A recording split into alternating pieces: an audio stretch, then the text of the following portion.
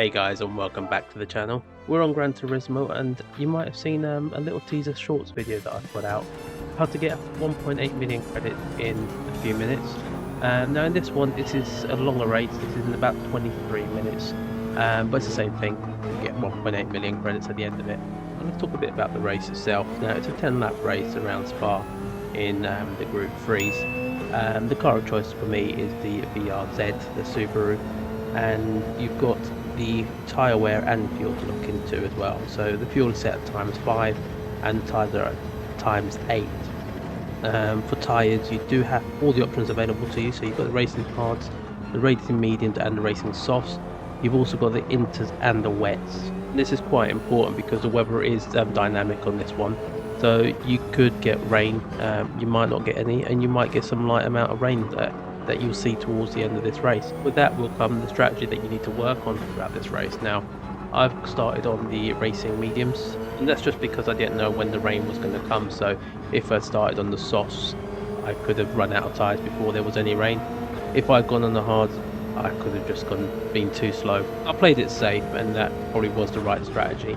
And the one thing that you need to worry about here is the closing speed between you and the AI. It's going to be quite drastic here now. I'm used to playing sports mode, which means that the closing speeds you can kind of understand where a human's going to brake roughly. Not always the case, but generally it's a bit more predictable than with the AI.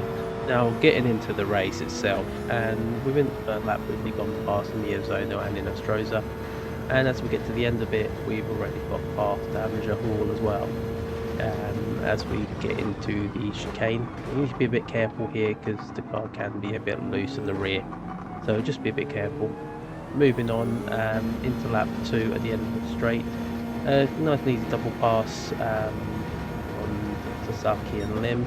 But we do have a little bit of contact and the AI becomes a bit dirty, if we want to say that, but we're through and we push on. And towards the end of lap 2 we've already caught up with P7, which is Valerio Gallo. Again, closing speeds ridiculous. I've gone for a little bit of a dive bomb and just about managed to keep it on the track. Now we're going to lap 3 and at this point we're already behind Okumoto in the Nissan, and as I said, with the closing speeds at this point I already knew what was going to happen. Now if I didn't back out at this point going into a Rouge, I would have just gone right into the back of them. So I thought just take the foot off the accelerator and wait until we're on the straight, which as it's proven before, nice easy speeds, and I've gone a little bit wide into the grass. Kept the traction on though, and we're through into P6. Up ahead we've now got a gap of about 7 seconds to Brea. But with being on the racing mediums, it does have a lot of grip. A lot of it is to do with the car itself. The Subaru in the corners just has a lot of downforce. It grips to the track, allowing you to just go flat out through most of these corners. By the point we've got to lap 4, we're already catching up with Brea, and we've caught them at a good point.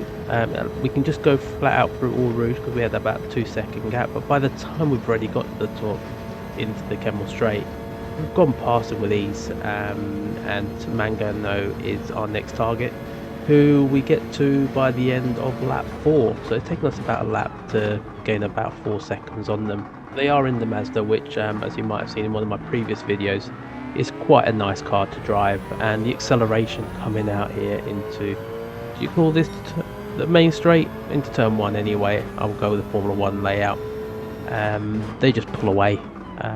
It's a nice car, it grips really well, and the BRZ just struggles at this point compared to the Mazda. As you can see, as we're going down this small straight, we're just losing time to the Mazda until we get to that point, the Eau Rouge, and look at that time just drop. It just powers through those corners, and we're in the slipstream there, and not as easy as some of the other cars before. The lack of power on the BRZ compared to the Mazda, but we're through. And by the end of the Kemmel Straight we're already into P4 with Suzuki now 10 seconds ahead, so we've got a bit of work to do. 10 seconds to P3 and about 10.5 to the leader. The problem here now is going to be, what is the weather going to do?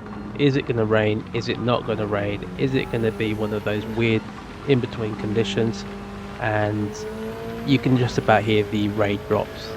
It sounds quite heavy, so at this point I've got to make the decision: do I stick it out on the mediums, go for an extra lap, or do I dive in and go for the intermediates?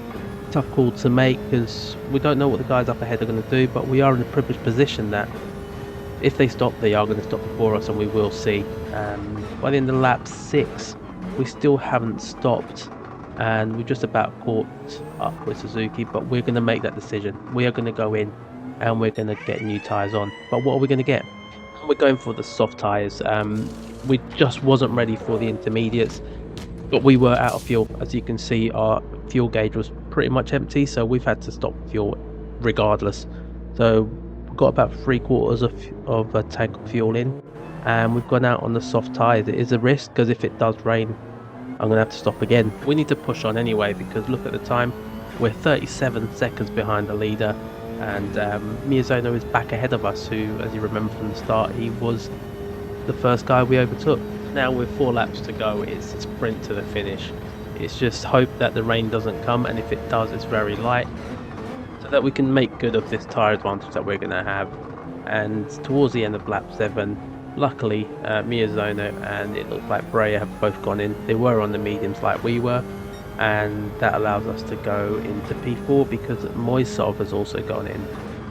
We're quickly back down to P5 because Moisov did have a bit more of an advantage, and as you can see, just comes out just ahead of us, which is not too much of a problem because, as we know, this 2.5 seconds that there is going to be wiped out just by the time we've got to the top of the hill after Eau Rouge, and we're going to get that slipstream as we get onto the Camel Straight. Unfortunately, it's not going to be quite easy this time, as the closing speed to the guys up ahead is just that little bit harder as you get towards the end of the race, and they are on the fresh rubber, which is going to give them that bit of a tyre advantage compared to us. We did have that early, so we can't really complain too much, but we've got to be a little bit patient and can't just go for a kamikaze move. And the weather is starting to get worse again.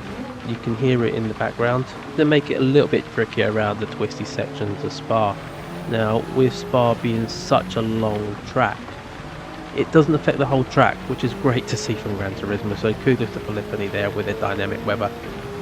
But as you can see, the track is wet in this section. The little arrow pointing to the water gauge, that basically just shows you how much water there is on the track.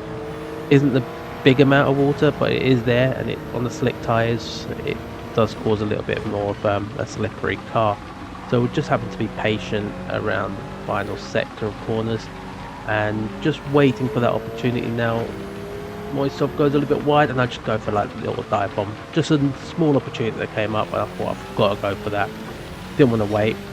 And down the back here it is quite wet, and as we get to the end of the lap, Mangano has also gone in, and that basically just means we've only got 2 cars to overtake to win this race and get that 1.8 million. I'm not going to lie, I did think that it weren't going to happen. 27 seconds with 2 laps to go. I was literally hoping that these guys were going to stop, because if they were on the hard tyres right from the beginning and go for that one-stop strategy, it would be nigh on impossible to catch them. So as we're coming here to the end of lap 9, I'm thinking Benelli's gone in. Yes, this is great. We're waiting for Suzuki to also go in, and as I get to the bus stop chicane, it's not happening. He's not gone in. So we've now got a lap to catch Suzuki, and he's 8 seconds ahead of us. So it's no easy feat. I was sweating. I was thinking it's no 1.8 million, this is only going to be half a million here. But I still had to go for it. You've got to keep that foot down. By the time we get halfway around the lap, it was only 4 seconds, so we've made up 4 seconds in half a lap. It's definitely on. And I'm still trying to take it easy because slightly worn tyres. The track was probably still a bit damp. Couldn't risk it all, but as we're getting closer and closer to the end of the lap, that's Volkswagen just gets closer and closer to us, and at this point he's only 1.6. and they're struggling. So their worn tyres, their worn hards must be completely gone, and they've got no grip. So I've just got them out of the acceleration zones.